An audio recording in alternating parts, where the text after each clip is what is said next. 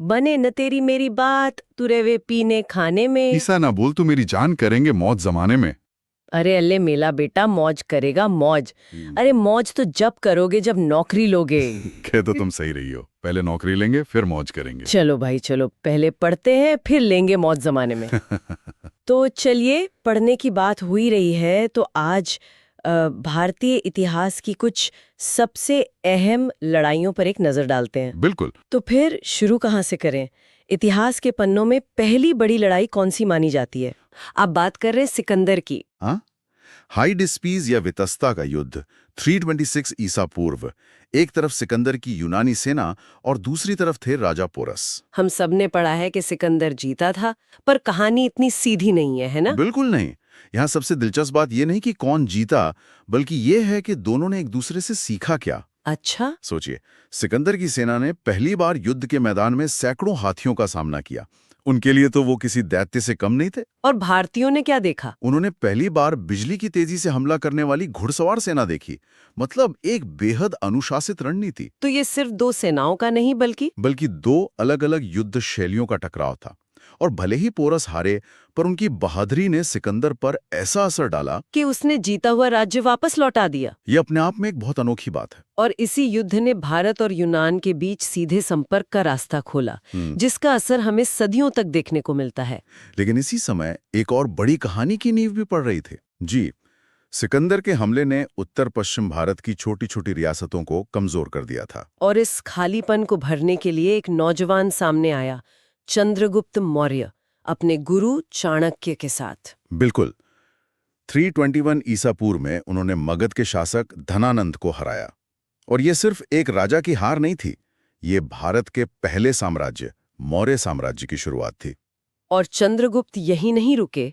305 ईसा पूर्व में उनका सामना हुआ सिकंदर के ही एक सेनापति सेल्यूकस निकेटर से। हाँ, मतलब सिकंदर की विरासत से सीधी टक्कर। नतीजा ये हुआ कि सेल्यूकस को न सिर्फ हार माननी पड़ी, बल्कि आज के अफगानिस्तान और बलूचिस्तान का एक बड़ा हिस्सा चंद्रगुप्त को सौंपना पड़ा। सही कहा। इन शुरुआती युद्धों ने भारत की वो सीमाएं तय की जिन्हें हम आज भी देखते हैं। मौर्य साम्राज्य के सबसे ताकतवर बादशाह हुए अशोक, लेकिन उनकी कहानी में एक युद्ध ऐसा है जो जीत के बाद भी एक हार जैसा महसूस हुआ। कलिंग का युद्ध 261 ईसा पूर्व। ये युद्ध इतना भयानक था, इसमें हुए रक्तपात ने अशोक को पूरी तरह से बदल दिया। 1 लाख से ज्यादा मौतें हुई थी, है ना? जी। इस विनाश को देखकर उन्होंने हमेशा के लिए युद्ध का रास्ता छोड़ दिया और धम्म यानी शांति का मार्ग अपनाया। ये इतिहास में शायद इकलौता उदाहरण है जहां एक महान विजेता अपनी सबसे बड़ी जीत के बाद युद्ध को ही त्याग देता है। बिल्कुल। तो मौर्य साम्राज्य के पतन के बाद क्या भारत में शांति हो गई थी? बिल्कुल नहीं। जब एक बड़ी ताकत बिखरती है तो कई छोटी छोटी ताकतें सिर उठाती हैं। अच्छा। तो अगला दौर इसी खींचतान का है। उत्तर में शुंग वंश ग्रीक आक्रमणकारियों को पीछे धकेल रहा था, तो दक्कन में सातवाहन शक शासकों से लड़ रहे थे। तो मतलब ये क्षेत्रीय शक्तियों के मजबूत होने का दौर था। हाँ, एक तरह से। और फिर आता है गुप्त काल, जिसे भारत का स्वर्ण युग भी कहते हैं। लेकिन सोने को भी आग में तपना पड़ता है। आप हुणों के आक्रमण की बात कर रहे हैं 458 ईस्वी में? जी। उस समय हूण दुनिया की सबसे खूंखार ताकतों में से एक माने जाते थे, और उनका सामना किया गुप्त सम्राट स्कंदगुप्त ने। और उन्होंने हूणों को बुरी तरह हराया था। इतनी बुरी तरह हराया कि अगले 50 सालों तक उन्होंने भारत की तरफ देखने की हिम्मत नहीं की। स्कंदगुप्त को भारत का रक्षक कहना गलत नहीं होगा। गुप्त साम्राज्य के बिखरने के बाद फिर वही कहानी दोहराई गई।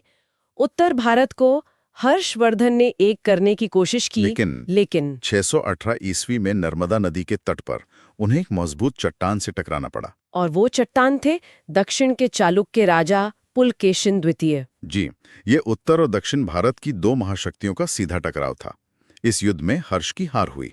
और नर्मदा नदी एक तरह से उत्तर और दक्षिण भारत के बीच की सीमा बन गई। हाँ, इसने ये तय कर दिया कि भारत पर किसी एक शक्ति का राज करना लगभग नामुमकिन है। कमाल है। पर कहानी यहीं खत्म नहीं होती। जिस पुलकेशिन ने हर्ष को हराया, उसे भी तो हार का मुंह देखना पड़ा था। बिल्कुल।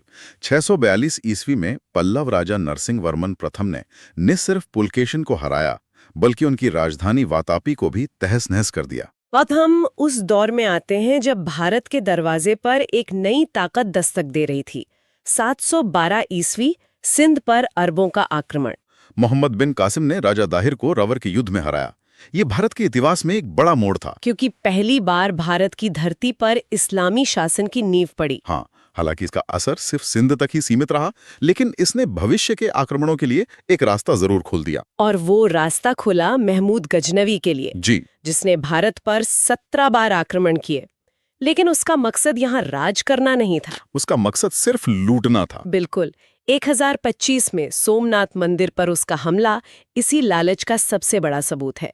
ये हमले सैन्य रूप से ज्यादा मनोवैज्ञानिक रूप से विनाशकारी थे। एक बात बताइए, जब ये बाहरी हमले हो रहे थे तब क्या भारत के राजा एकजुट थे? यही तो सबसे बड़ी विडंबना है।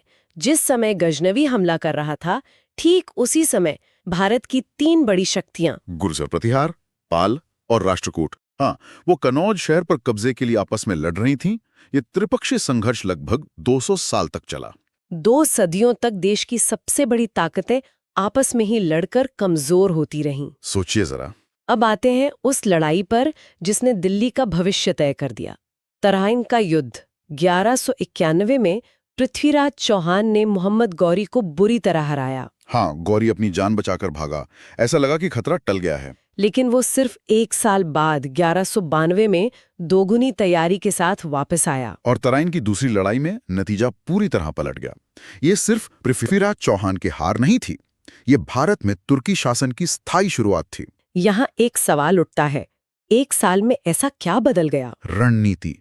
पहली लड़ाई में राजपूतों की भारी भरकम हाथियों वाली सेना काम आई, लेकिन दूसरी लड़ाई में गौरी की फुर्तीली घुड़सवार सेना, जो हमला करके भागने और फिर पलटकर तीर चलाने में माहिर थी। बिल्कुल, वो राजपूतों पर भारी पड़ी।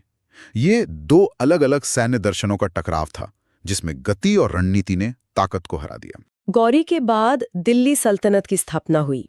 अलाउद्दीन खिलजी के समय में सल्तनत का बहुत विस्तार हुआ। जी, चित्तौड़ और रणथंबोर के युद्ध तो हम सब जानते हैं, लेकिन उसका दक्षिण भारत अभियान वो कुछ अलग ही था। उसने अपने सेनापति मलिक काफूर को दक्षिण भेजा था। हाँ, हजारों किलोमीटर दूर काफूर ने देवगिरी, वारंगल जैसे राज्यों को हराया, और खिलजी का मकसद था वहां से सिर्फ सालाना टैक्स और दौलत वसूलना। और उसे विश्व प्रसिद्ध कोहिनूर हीरा भी तो वहीं मिला था। जी, इसी अभियान में। लेकिन कोई भी सल्तनत हमेशा ताकतवर नहीं रहती। 1398 में तैमूर का हमला हुआ, और उसने दिल्ली में जो कत्लेआम किया, उससे तुगलक वंश की कमर ही टूट गई और दिल्ली सल्तनत बिखरने लगी। और जब केंद्र कमजोर होता है तो क्षेत्रीय ताकतें मजबूत होती हैं। दक्षिण में 2 बड़े साम्राज्य उभर चुके थे, विजयनगर साम्राज्य और बहमनी सल्तनत। और इनके बीच सदियों तक एक जमीन के टुकड़े के लिए संघर्ष चला, रायचूर दोआब। ये दोआब क्या है? दोआब यानी 2 नदियों, कृष्णा और तुंगभद्रा के बीच की जमीन। और ये कोई मामूली जमीन नहीं थी, ये उस इलाके की सबसे उपजाऊ, मतलब सोना उगलने वाली जमीन थी।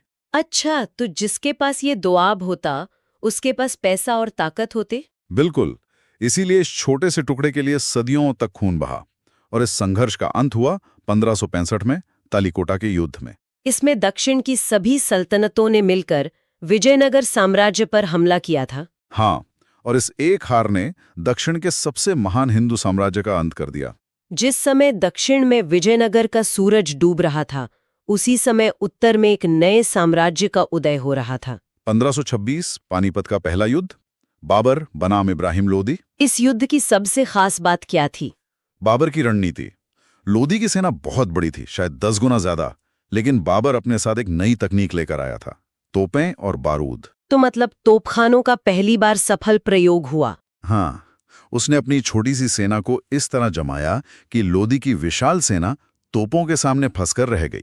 इस एक लड़ाई ने मुगल साम्राज्य की नींव रखी। लेकिन बाबर के लिए असली चुनौती तो मेवाड़ के राणा सांगा थे। हाँ, 1527 में खानवा का युद्ध। ये लड़ाई पानीपत से भी ज्यादा खतरनाक थी। यहाँ बाबर का सामना उस राजपूत संघ से था जिसने दिल्ली के सुल्तान को भी हराया था। और इसी जीत के बाद बाबर ने गाजी की उपाधि ली थी। जी, इस जीत ने भारत में मुगल शासन को सही मायनों में स्थापित कर दिया। बाबर के बाद हुमायूं आया, लेकिन उसे शेरशाह सूरी ने भारत से खदेड़ दिया। मुगलों की वापसी हुई अकबर के समय 1556 में पानीपत के दूसरे युद्ध के साथ। ये लड़ाई बहुत नाटकीय थी।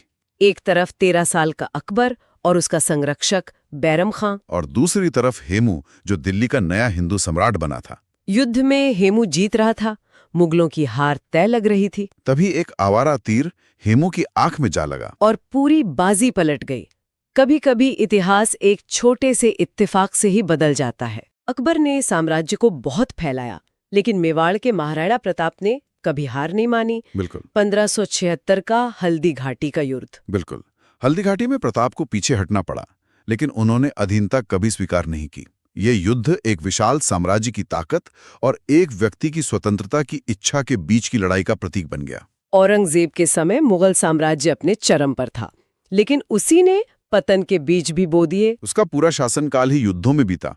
उत्तर पूर्व में 1671 में सरायघाट की लड़ाई हुई, जहां अहोम सेनापति लचित बोरफुकन ने मुगलों को बुरी तरह हराया और असम में उनके विस्तार को हमेशा के लिए रोक दिया। हाँ, और वहीं दक्कन में शिवाजी महाराज के साथ उनका संघर्ष और फिर मराठों का उदय मुगल साम्राज्य के लिए एक नासूर बन गया। औरंगजेब की मौत के बाद तो जैसे मुगल साम्राज्य ताश के पत्तों की तरह बिखरने लगा। सही कहा।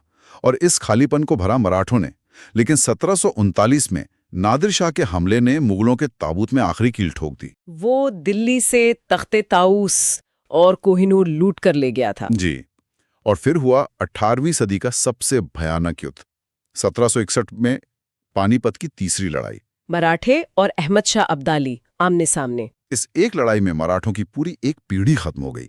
उनकी हार इतनी बड़ी थी कि उत्तर भारत में एक पावर वैक्यूम यानी शक्ति का शून्य पैदा हो गया। और इसी मौके का फायदा उठाने के लिए एक तीसरी ताकत तैयार बैठी थी, अंग्रेज, जिसकी शुरुआत हुई 1757 में प्लासी के युद्ध से।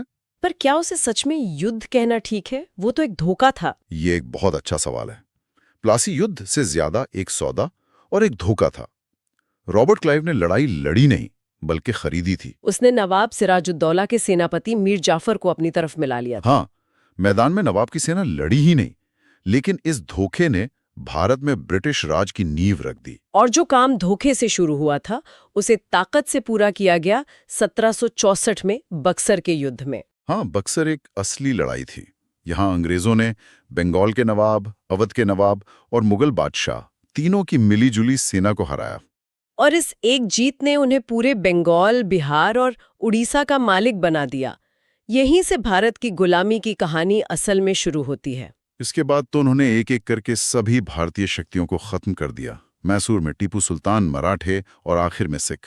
ये उनकी फूट डालो और राज करो की नीति का सबसे सफल प्रदर्शन था। बिल्कुल। 1849 में पंजाब पर कब्जे के साथ लगभग पूरा भारत उनके नियंत्रण में आ चुका था। और इसी 100 साल के शोषण का नतीजा था 1857 का महासंग्राम। 1857 इन सभी युद्धों की कहानी का एक क्लाइमैक्स था। ये पहली बार था जब सिपाही, राजा और आम लोग सब मिलकर एक बाहरी ताकत के खिलाफ खड़े हुए।